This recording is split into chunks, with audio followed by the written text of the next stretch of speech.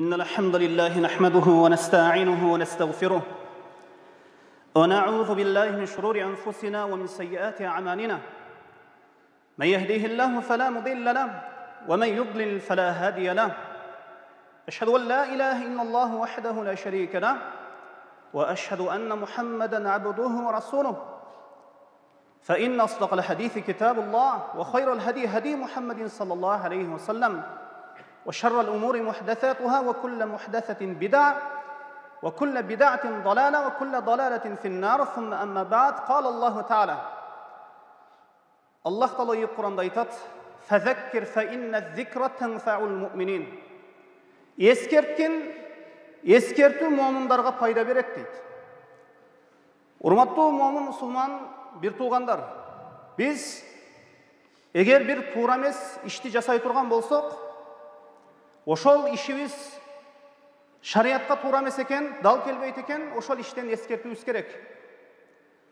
Мына ушул сүннөт, мына ушул сөз Аллахтын аяты жашообузда болуубуз керек.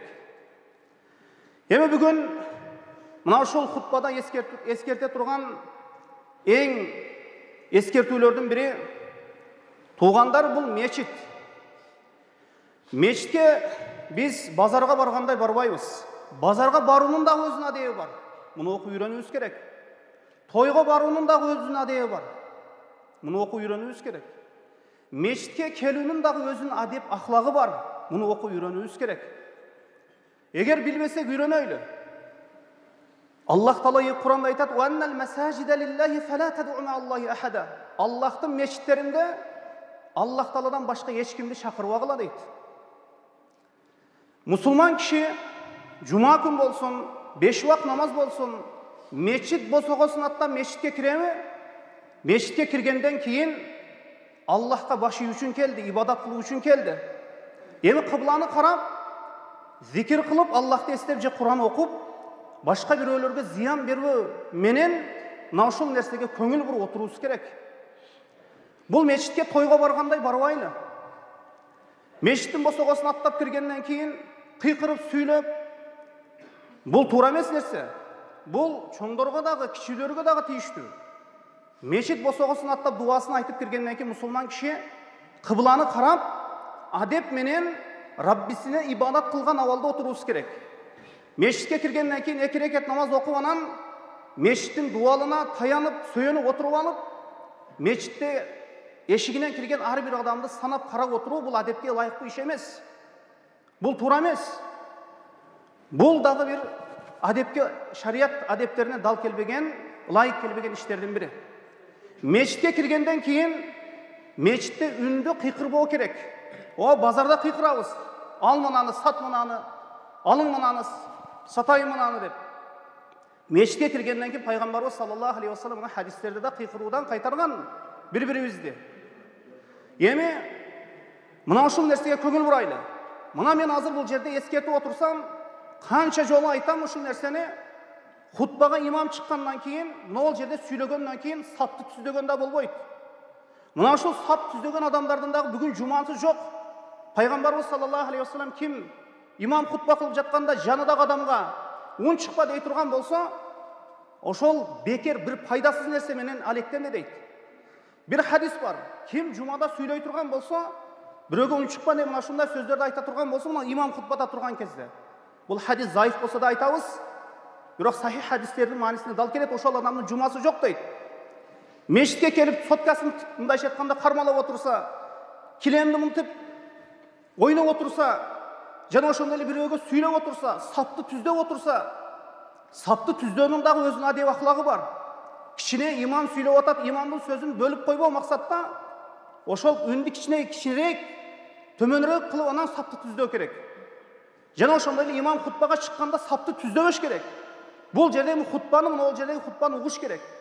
Бул хутба жуманын рукуну, жуманын шарты. Бул шарт аткарылбаса ошол пендеде жумасы жок бойдон кетет ошол пендени. Биз буга көңүл буруубуз керек туугандар. Бул нерсеге аябай көңүл буруубуз керек. Эми азыркы кезде бирөө тиякта кыйкырып жүргөн, биякта бирөө кыйкырып жүргөн, мындай адеп менен мешитке келүү туура эмес. Биз пайгамбар Мухаммад саллаллаху алейхи ва салламды ээрчийбизби? Кур'ан китебибизби? амал кылайлам да пайгамбарыбыз саллаллаху алейхи вассалам буйругандай. Эми кээ бир адамдарга ушул имамдын сөзү жакпашы мүмкүн. Туура, имамга бирөө таш атат, бирөө имамга эмне аш атат. Мына ошондуктан бирөөгө сөзү жакпайын, бул жерде Кур'ан, сүннөт, аят, хадис айтылгандан кийин ошол хадис аятты биринчи жолу угуп жаткандай адам көңүл буруп угуп керек. Мына ушул нерсеге көңүл буруубуз керек. Эми бир алым айткан экен, бир адам айткан экен да, эми алым билбейм, Аллах алам, бир адам айткан экен. Европага бардым, мусулмандарды көрбөдүм, исламды көрдүм деген экен. Кээ бир хадистердеги принциптер, адеп, ахлактар ошолордун жашоосунда бар. Кээ бир коомчулуктагы тартиптер. Мына өткөндө мен бир видеодан көрүп калдым. Машина ошол узун жолдо пробка болуп турат. Машиналар жолдун сыртына чыккан, эки жегине чыккан, эки четине чыгып, ортосун ачып койгон. Бирөө шашып кала турган болсо, бирөө скорый жүрүп кала турган болсо, ошол ортодон кетет экен. Эч бир тоскоолдуксуз.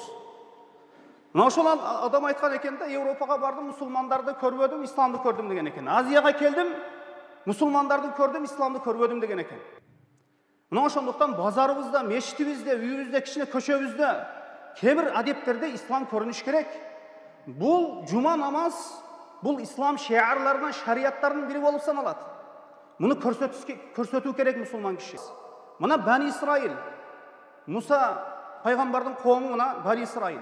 Аллах Таала аларга ишемби күндү баллык уулабайсыңар, Аллахка ибадат кыласыңар ошол күнү деп, биздин жума күнү сыяктуу ошол күндү улуулап берген убагында. Бирок Аллах Таала аларга мына ушундай туура эмес, Аллах Таала аларды ошол ишемби күнү чектен чыккандары үчүн Аллах Таала аларды кор болгон маймылдар менен чочколорго айландырып койгон. Эми Аллах Таала мына ушул жума күндү бизге ыйык күн кылып бергенден кийин жумага келген адептерди сактап, жакшы мына ушундай келип отурганга аракет кылалы. Валлаху алам, ва саллаллаху ала Мухаммадин ва ала алихи ва сахбихи ва саллам.